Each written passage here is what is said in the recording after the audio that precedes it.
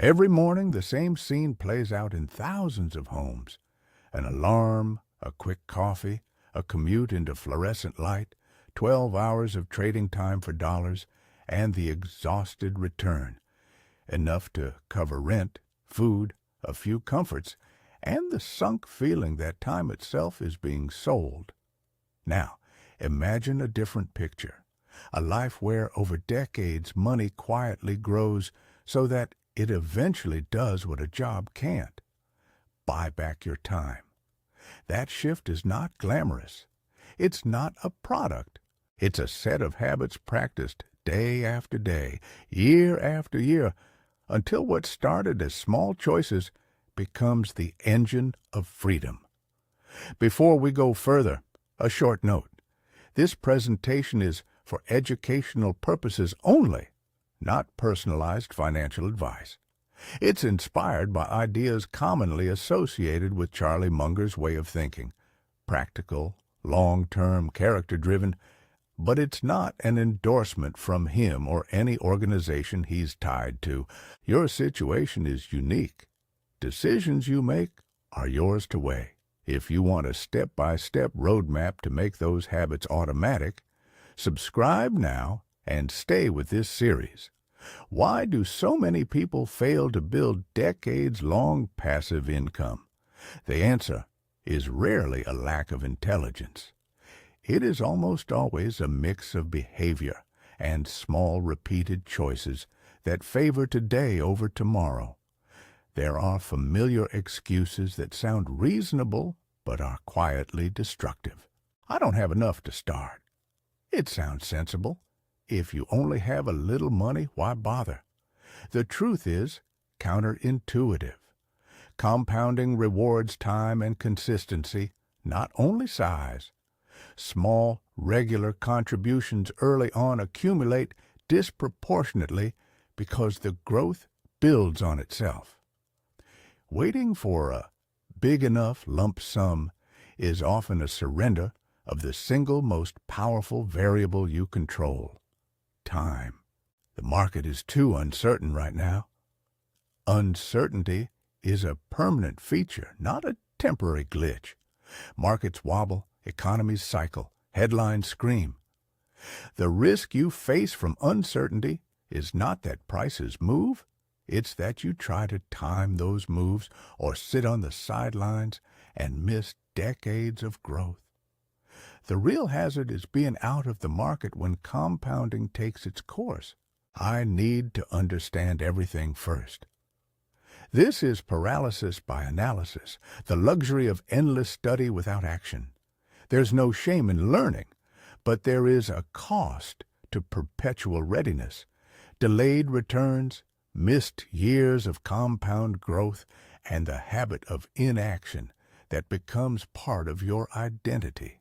Then there are behaviors that masquerade as sophistication, overtrading, chasing the latest winning strategy, or obsessively checking performance every day. Turnover, buying and selling frequently, creates friction, fees, taxes, and opportunity cost. Those invisible drains compound just like returns do, but in the opposite direction. Lifestyle inflation is the quiet enemy. Income rises, and so do expenses. The extra dollars are spent on better phones, dinners, weekend trips, and subtly higher rent. The consequence is that higher earnings don't automatically translate into higher savings or faster accumulation unless discipline intervenes. To make this concrete, numbers tend to strip away polite debates and reveal truth. Consider two hypothetical people with identical incomes and identical discipline in saving, but different start times. Assumptions: annual contribution of $5,000, returns averaging 8% per year, a conservative long-term assumption for a diversified portfolio. Contributions made at year-end and no fees or taxes for the moment. Person A starts at age 25 and contributes $5,000 each year for 30 years until age 55. Person B waits until age 35 and contributes $5,000 each year for 20 years until age 55. At 8%, Person A's balance at 55 would be about $566,000. Total contributions, $150,000. Person B's balance at 55 would be about $229,000. Total contributions, $100,000. The gap is roughly $337,000, created entirely by the 10 years Person B gave up. Person A contributed only $50,000 more in principal, but reaped far more in accumulated growth. If Person B wanted to match Person A's ending balance starting at 35, they'd have to contribute about $12,400 per year, more than double, just to catch up. Time, not cleverness, produced the advantage. This is the gravity of compounding. A small force acting over a long period has enormous effect. It's like a snowball rolling down a hill. Small, early rolls pile up mass and momentum. Wait 10 years and you're trying to push a ball uphill that someone else has been rolling for decades. Now, layer on the invisible costs. Suppose your average annual return is 8% before costs, but high fees and frequent trading drag that down by 1 percentage point to 7%. Using the same $5,000 per year for 30 years, the ending balance falls to about $472,000, nearly $95,000 less than at 8%. A single percentage point of ongoing drag, compounded over decades, subtracts a fortune. Taxes and turnover work similarly. Short-term gains or frequent realization of profits often push you into higher tax rates or create taxable events that siphon money out of the compounding engine. Every unnecessary trade risks converting future compound growth into immediate friction. Inflation also matters. If we assume a 3% annual inflation rate, then $1 today will be worth the buying power of about 0.41 in 30 years. A nest egg that looks large in nominal dollars can underdeliver in actual purchase freedom if you ignore rising costs. Planning needs to consider real return, the return after inflation, not only the headline number. Those mechanical truths lead naturally to a simple behavioral conclusion: protect the process that creates compound growth. The rest of the math is mechanical and unforgiving. It does not reward sporadic brilliance. It rewards consistency, patience, and the small sacrifices that become habits, which is why the pathway to decades-long passive income revolves around a handful of core principles, simple rules that, if followed faithfully, tilt the outcome in your favor. I'll introduce the first trio here and show concrete ways to implement them right away. Principle 1. Spend less than you earn. This is obvious but underrated. The margin between income and spending is the seed capital for compounding. Practically, this means naming a target savings rate and treating saving as the first bill. A rule of thumb to start with: aim to automate at least 10% of gross income into a long-term vehicle. If you can manage more, 15% or 20%, do it. If 10% feels impossible, start at 3 to 5% and increase by 1 percentage point each year. The point is to create a sustainable pattern rather than a heroic sprint. Principle 2. Invest early, first, and automate. Make investment contributions the default, not the option. Pay yourself before the rest of life negotiates for that money. Automation removes emotion from the decision and prevents the temptation to spend windfalls or just this month money. Practical step you can implement tonight: set up an automatic transfer from your checking account to an investment account on payday for a fixed dollar amount or percentage. Out of sight, out of mind, except that the balance keeps growing. Principle 3. Stay within your circle of competence. This is a phrase many associate with Charlie Munger. Know what you understand and what you don't. It's not a wall that limits ambition. It's a guardrail that prevents mistakes born of overconfidence. For most people, that means favoring low-activity, low-cost approaches, diversified broad market exposure, or a small number of high-conviction holdings you genuinely understand. The temptation to chase complexity or exotic strategies is real. Complexity often hides higher fees, hidden risks, or brittle assumptions. Let's pause on the automating idea, because it connects directly to human weakness. We are wired to value the present. The easiest way to defeat that wiring is to make saving automatic. If $200 disappears from checking to investments the moment your paycheck hits, you feel the pain less and benefit more. Humans are excellent at creating reasons to spend. They are poor at creating reasons to save unless the system makes it effortless. These first principles address the front end of the problem, how to start and how to make the process habitual. They reduce the number of decisions you must make repeatedly and thus reduce the opportunities for error. But the path is not merely about starting. Money behaves like a tree. What you plant, how you water it, and what you protect determines whether it bears fruit decades later. Imagine two trees in a yard. One is planted when the owner is young. It gets careful attention, an automatic drip system, protection from pests, and pruning at the right times. The other is planted later, tended sporadically, and fed with whatever scraps remain. Decades later, the first tree shades the house and bears more fruit. That metaphor is blunt but accurate. The earlier and more consistent the care, the larger the eventual harvest. Even when people follow the first three rules, they stumble into subtler pitfalls. Success can breed its own risks. Early wins, an unexpected market surge, a well-timed trade, can create a dangerous self-belief. That skill, not discipline, was the driver. That belief often leads to risk escalation, bigger bets, leverage, and a departure from the simple rules that produced the wins.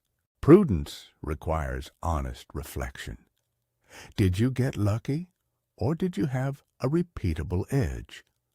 The mirror of success can flatter you into ruin if you let it. This is one reason why preservation matters as much as accumulation. Building a sizable portfolio is one project. Keeping it and letting it compound for decades is another. The behaviors that build wealth, saving, patience, frugality, must be preserved and reinforced when you begin to see results. Otherwise, the same forces that created your edge, consistency, humility, process, erode under the weight of lifestyle creep and new temptations. So far, we've mapped the problem and begun walking the practical path. We've seen how time gives an edge, how small fees and taxes can quietly strip value, and how three behavioral rules create the scaffolding for long-term passive income. We've also started to note the warning signs that appear after success: overconfidence and the slow decay of discipline. Next, we'll turn to two principles that often separate decent outcomes from truly decades-long passive income: margin of safety and disciplined patience. Margin of safety is not a clever trick. It's a defensive posture. It means accepting that the future is uncertain and building buffers, whether that's a cash emergency fund, conservative estimates of return, or investments in businesses that are resilient to mistakes. Disciplined patience is active restraint, resisting the urge to tinker, to chase fads, or to harvest gains prematurely. Patience in investing is not passive surrender. It is a proactive choice to let compounding do the heavy lifting. There's one more thing to keep in mind. The cost of friction is stealthy and relentless. Imagine two people who follow the same savings schedule, but one pays high fees and trades frequently, while the other keeps costs low and sits tight. Over decades, the latter typically ends up with a markedly greater nest egg. Think of fees and taxes as termites in the foundation, invisible, working slowly, and capable of structural damage if ignored. All of which leaves us with two urgent questions every person must answer. How do I make the first automatic? And how do I stop myself from undermining that automation later? The answers are simple, but not easy. The first answer is to design your life so saving comes first. Automate, then forget. Then monitor, only at intervals. The second answer is to build guardrails, a written plan, rules for when you may deviate, and a public or private accountability mechanism that makes discipline less of a lonely battle. To make this practical right now, pick one action you can take in the next 24 hours. Set up an automatic transfer of at least 5 to 10% of your take-home pay to a long-term account scheduled the day your paycheck clears. If your employer offers a retirement plan, make sure you contribute at least enough to capture any employer match. If you don't have an emergency fund, start a separate savings bucket equivalent to 3 months of basic expenses before you take on any risky or long-term allocations. These small structures create breathing room and protect the compounding engine from sudden withdrawals. Here's a test you can run on yourself. Imagine 2 scenarios 30 years out. In the first, you have consistently saved and left investments alone through ordinary volatility. In the second, you invested inconsistently and reacted to every market headline. Which future sounds more like peace of mind? The exercise isn't guilt. It's a reality check.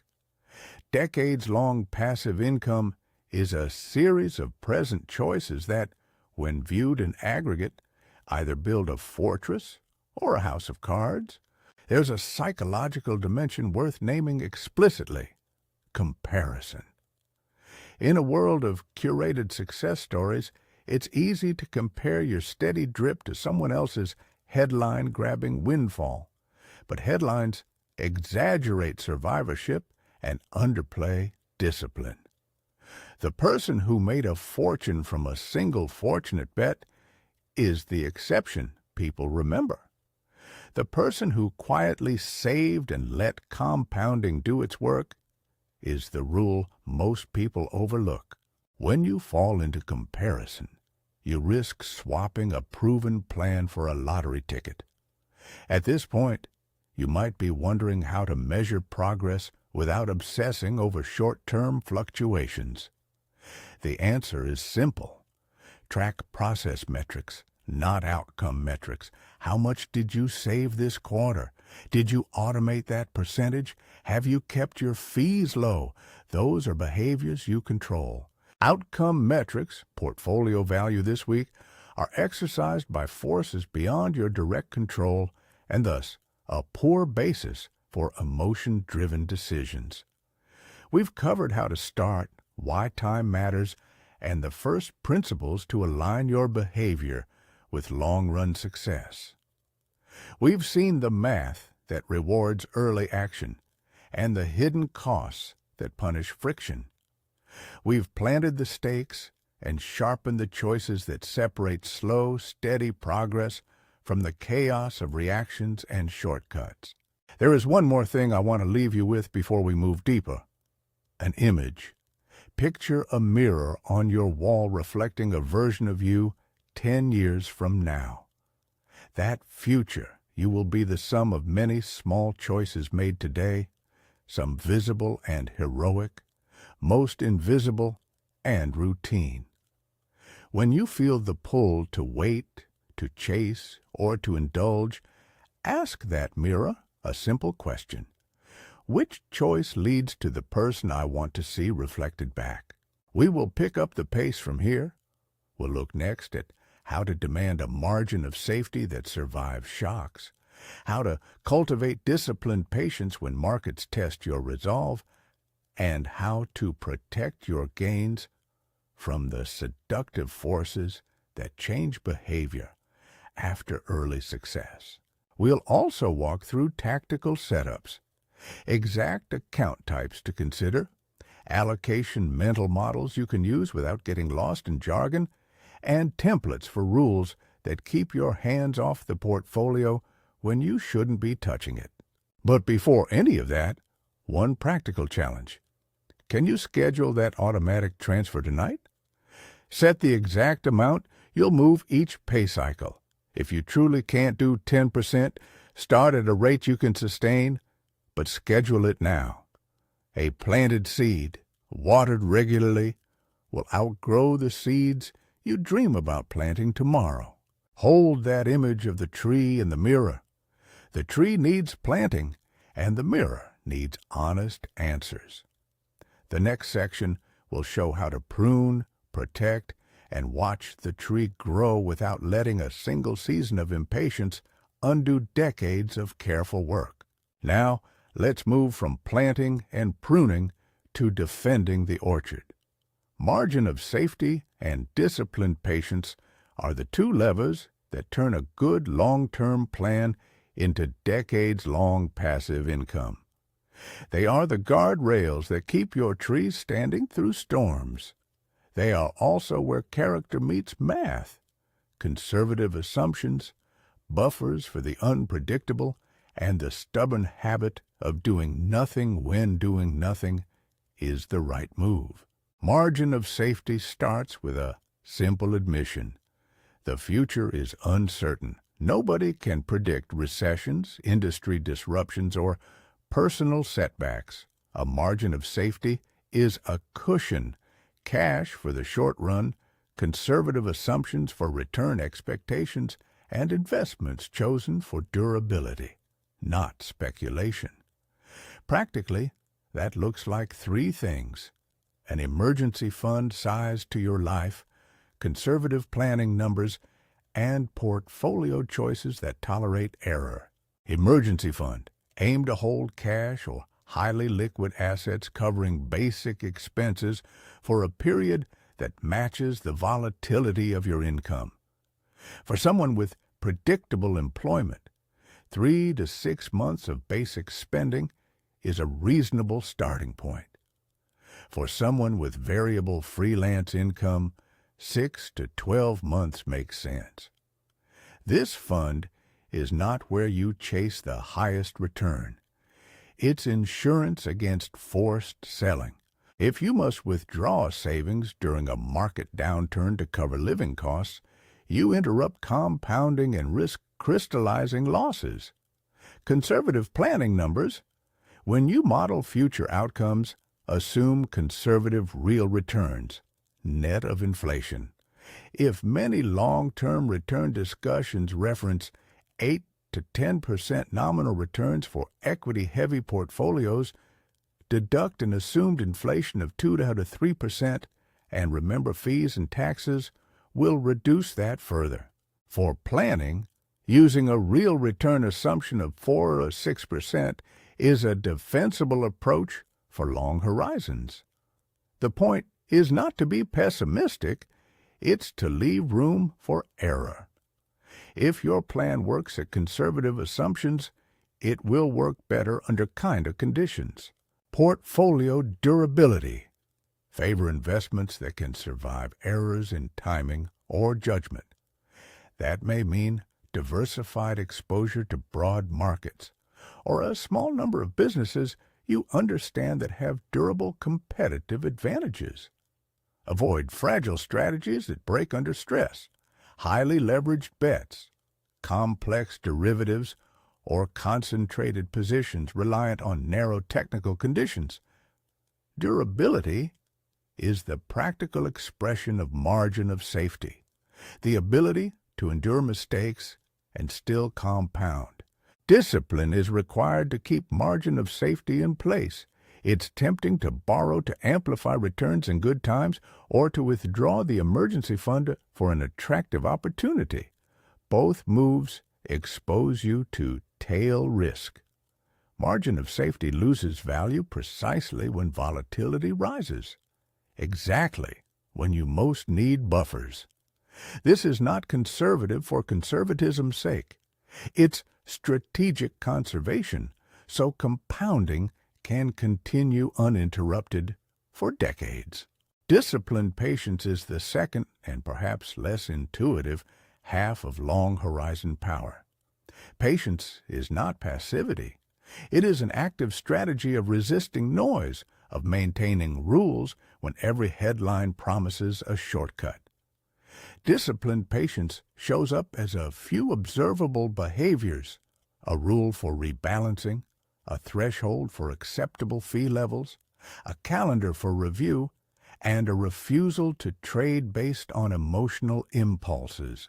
Rebalancing is a practical expression of disciplined patience.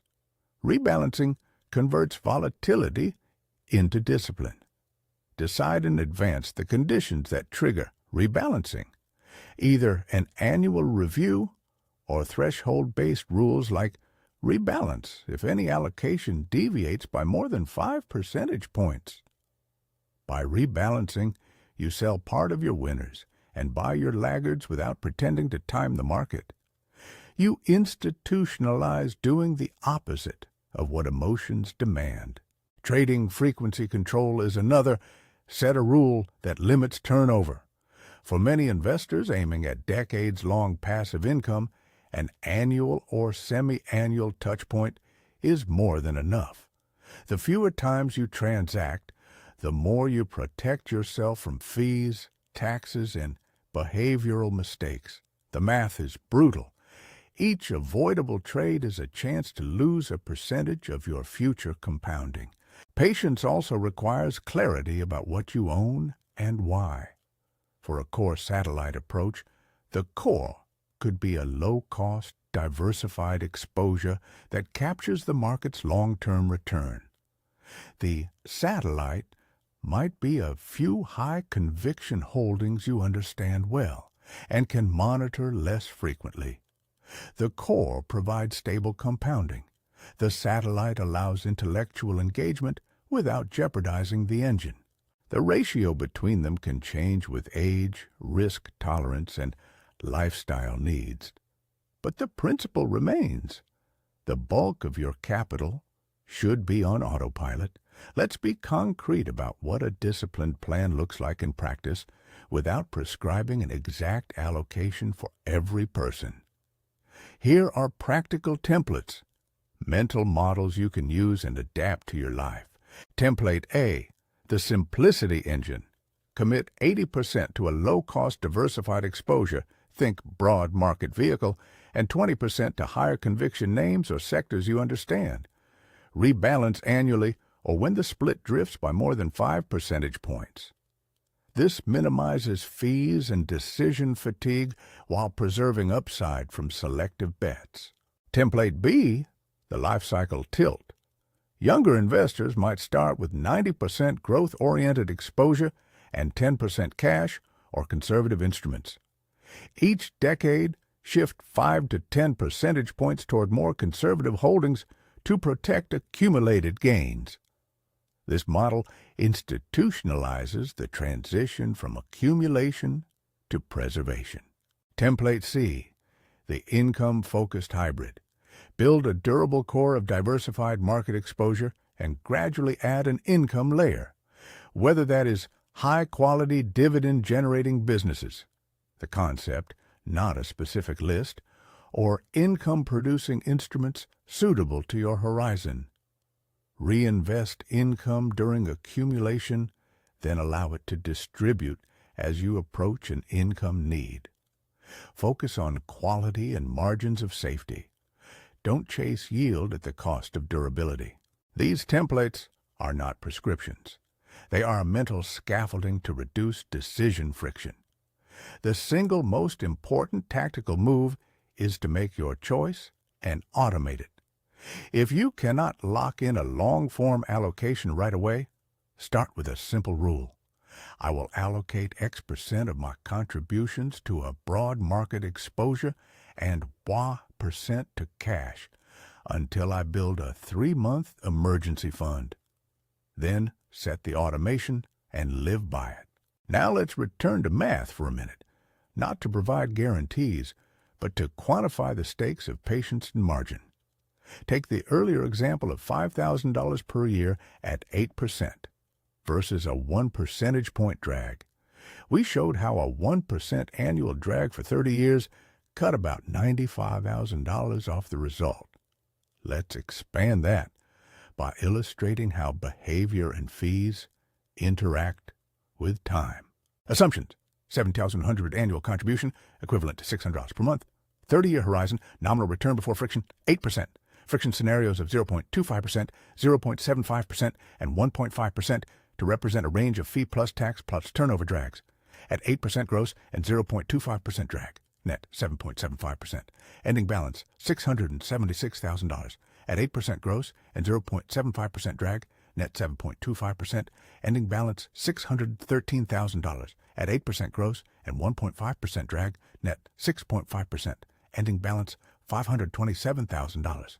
The swing between 0.25% and 1.5% of annual drag moves hundreds of thousands of dollars over 3 decades, given consistent saving. This is not academic. Fees and turnover are stealth taxes on compounding. Discipline in keeping costs low and trade frequency modest materially changes outcomes.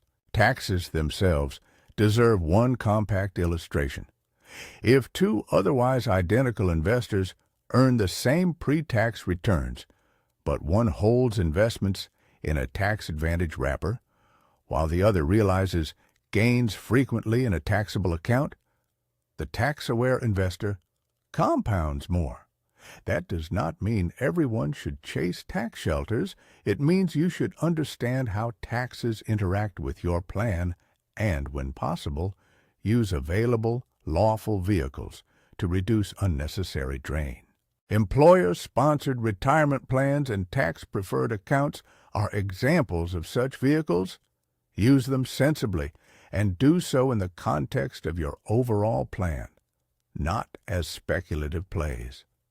Behavioral traps are where a good plan dies slowly. Here are the common failure modes and how to neutralize them. Overconfidence after early success, early windfalls, or a lucky string of wins can inflate perceived skill. The remedy is humility and checklists. Write down the reasons you made a bet. Distinguish luck from skill by asking, could this outcome have happened to a less informed investor? If yes, then guardrails remain necessary. Lifestyle creep. When earnings rise, expenses often follow.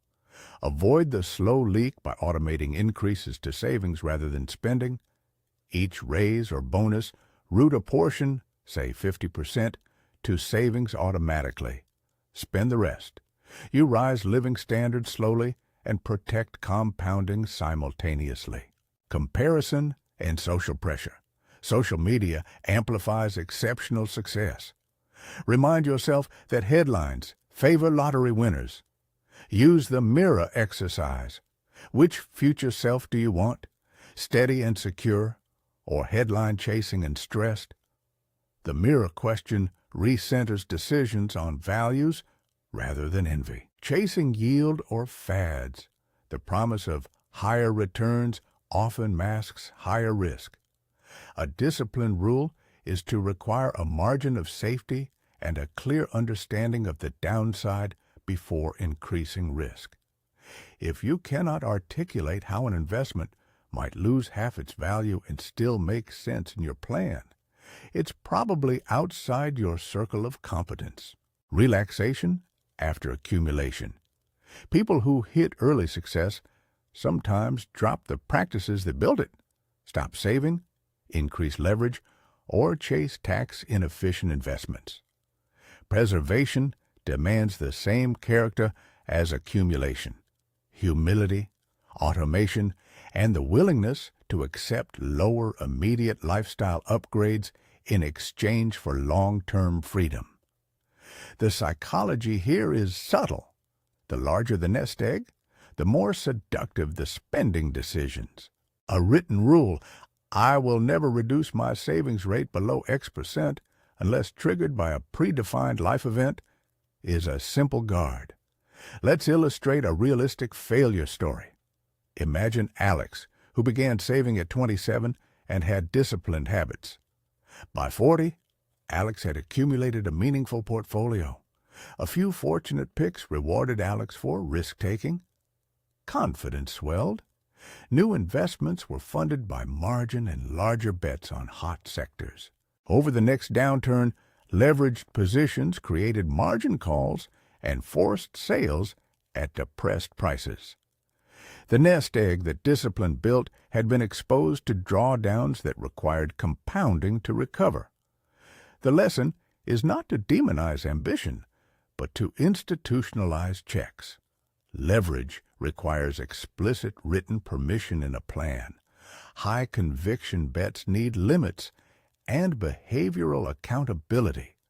An accountability partner or advisor can prevent hubris. Preservation requires as much courage as accumulation. Choosing to protect gains often means saying no to tempting offers, and that takes discipline. The long game is not glamorous. It's boring. It's disciplined. It's routine. Yet, when you look back after decades, the routine choices are the full story. What does the result look like in human terms? Picture a 55-year-old who followed the principles with consistent action, started early, automated contributions, kept costs low, held durable investments, and preserved the habits through success. The bills that once required a 40, 50-hour work week are now covered by investment income and prudent withdrawals. That person has the choice to work because they want to, not because they must. Time, not headline-making wealth, is the prize. This outcome is neither mystical nor reserved for the naturally gifted. It's the arithmetic of steady habits and the character to follow them. The payoff is not necessarily luxury. For most people, it is the freedom to spend time differently. Time with family, time in service, time to pursue projects that matter without the pressure of day-to-day cash flow. Before we close, here is a tactical checklist you can implement immediately, along with the rationale, so you don't treat the items as magic bullets, but as intentional habits. 1. Automate a contribution. Set up an automatic transfer of at least 5 to 10% of your take-home pay into a long-term account scheduled on payday. If 10% is not feasible, start smaller and increase 1 percentage point each year. The goal is a sustainable, rising path. 2. Capture employer match. If your employer offers a match in a retirement plan, contribute enough to get the full match. It's effectively an immediate return on saving. Do not leave free money on the table. 3. Build an emergency fund. Open a separate account and aim for 3 to 6 months of basic expenses. More if income is variable. This protects long-term capital from short-term shocks. 4. Low-cost core. Put the majority of your investable assets in broad market, low-cost exposure, what we have termed the core. Save the intellectual energy for a small satellite where you can exercise focused conviction without risking the engine. 5. Set explicit rules for trading and rebalancing. Choose an annual calendar, for example, January 1st, or a threshold rule. Rebalance when allocation deviates by 5 percentage points. Stick to it. 6. Check fees and turnover. Review expense ratios, transaction costs, and your personal trading frequency. If your portfolio's effective drag is above 0.75% after accounting for taxes and turnover, consider simplification. 7. Write down guardrails. Create a short plan with rules for leverage, withdrawal, and when to deviate. Keep this plan visible on your desk or in a secure cloud note. A written rule is easier to follow under stress than a verbal intention. 8. Create accountability. Tell a trusted person your plan or schedule periodic reviews with a fiduciary professional. Accountability reduces the odds of impulsive moves. 9. Avoid debt for consumption. Prioritize paying down high-interest consumer debt before allocating large sums to long-term investments. Interest rates on consumer loans are typically higher than conservative projected returns. 10. Review process metrics, not daily price noise. Measure your success by whether the behaviors, automation, contribution rate, low fees, are in place. Don't let short-term valuations dictate emotion. Each item above is actionable in the next 24 or 72 hours. The nearer-term moves compound into the long-term results you want. Finally, a note on the psychology of long-term plans. Discipline is largely about identity. You become the kind of person who saves because you repeatedly act like someone who saves. The mirror exercise helps. When you look at your reflection and ask which choices shape the person you admire, behavior tends to follow. Set up identity-supporting systems, automation, public commitments, and rules. Make your future self's life easier. A quick closing numeric refocus to underline the urgency. Imagine two hypothetical workers who choose different priorities at age 30. One automates $500 per month into a diversified plan and keeps costs low. The other delays and invests $1,000 per month starting at 40. Assuming a net real return of 6% after fees and inflation, by age 65 the early saver would have roughly $540,000, while the later saver would have about $360,000 despite contributing more principal. The difference lies in time and the ability for compounding to act. This is the same gravity we described earlier. Small, steady action produces outsized effects. These numbers are illustrative. They are not promises. They are a demonstration of how behavior interacts with time. Your individual results will depend on many variables, and this presentation is educational, not personalized financial advice. Use it to inform your thinking and design your plan in the context of your circumstances. Charlie Munger's influence on this thinking is cultural and philosophical. Favor simplicity, value character, demand margin, and respect the non-linear power of time. The phrase, invert, always invert, is often associated with a mindset he exemplified. Solve problems by thinking backward, identifying what destroys value and then avoiding it. In the work of building decades-long passive income, inversion asks, what behaviors, fees, or decisions would ruin compounding? Then remove them to honor that guidance in everyday life. Invert by removing friction. Automate decisions you can automate, and write rules for cases when emotional impulses may push you off plan. The more you remove avoidable errors, the more compounding will reward your patience. One last practical nudge. Tonight, take 5 minutes to act. Open your bank app, set an automatic transfer for the percentage you can sustain, and put your emergency fund goal on your calendar. Make the smallest possible step that changes the system you live by. Small changes to systems produce big changes to lives. If this message has landed for you, if you want a structured checklist and templates to implement what we discussed, download the companion checklist linked below and subscribe to the channel for the 2-part deep dive where we walk through account types, allocation templates adapted to life stages, and sample if-then rules for rebalancing and withdrawals. That resource turns the conceptual into the practical. Remember, the most powerful asset you own is time. Plan early, guard diligently, automate relentlessly, and let compounding, like gravity, do the heavy lifting. This is Charlie Munger's ultimate guide, reframed for practical action. Character over cleverness, margin over spectacle, patience over panic. Years from now, your future self will look in the mirror with gratitude for the small choices you made today. This material is educational in nature and not personalized financial advice. Your circumstances are unique.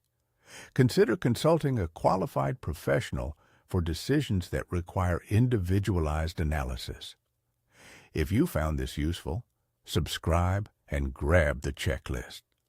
Start tonight. Plant the seed, set the irrigation, and walk away knowing that over decades, your money can buy what a job cannot. Time.